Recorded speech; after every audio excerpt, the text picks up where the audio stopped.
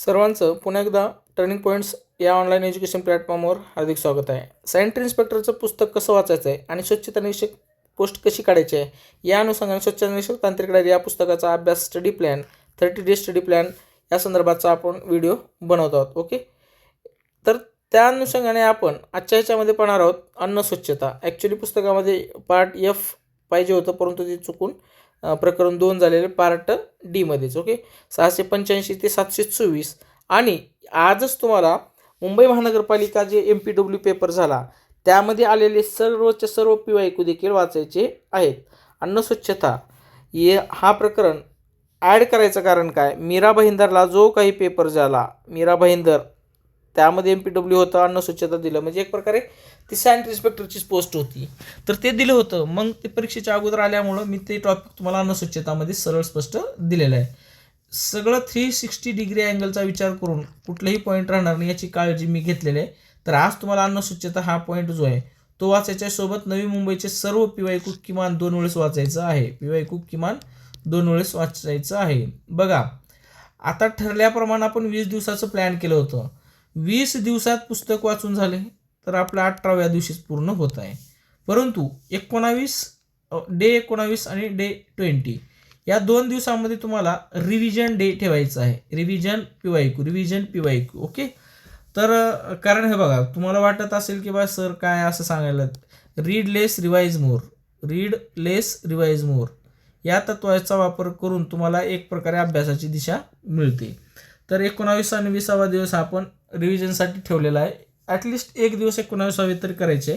राहिलेले 10 दिवसाचं प्लॅन काय करायचं आता ते मी पण विचार करणार आहे, कारण आपण 20 दिवसात ठरल्याप्रमाणे पुस्तक पूर्ण केलेलं आहे. ओके, आता अन्न स्वच्छतेमध्ये काय वाचायचं ते तुम्हाला सांगतो.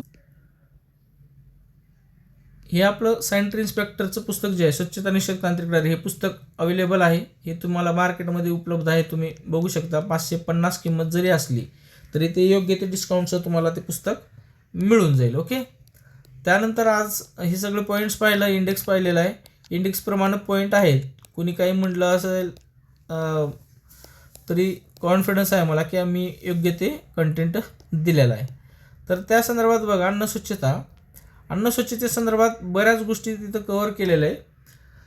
ह्या सगळ्या पॉईंट तुम्हाला वाचायच्या, कारण ही मीरा भाईंदरला दिलेला सिलेबस होता आणि सगळ्या गोष्टी ज्या आहेत ती एकदा दोनदा तुम्हाला वाचायच्या आहेत. व्याख्यापासून पाश्चरायझेशन पद्धती बघा, यापूर्वी जर विचार केला MCQ किंवा सरळ सेवेच्या परीक्षेचा विचार करता, पाश्चरायझेशन पद्धतीवर प्रश्न आलेला आहे, निर्जंतुकीवर आलेला आहे. ओके, आलेला आहे. आता LT आणि HTST हे काय, हे सरळ तुम्हाला मी सांगतोय की पाश्चरायझेशन पद्धतीचे 2 प्रकार आहेत. ओके, हे याच्यावर बी प्रश्न आलेला आहे. तुम्हाला कुठं न वाचलेले पॉईंट्स हे ह्या पॉईंटमध्ये तुम्हाला वाचायला मिळतील. नॅनो टेक्नॉलॉजीवर प्रश्न आलेला आहे. अन्न भेसळ जे आहे त्यावर प्रश्न आलेला आहे.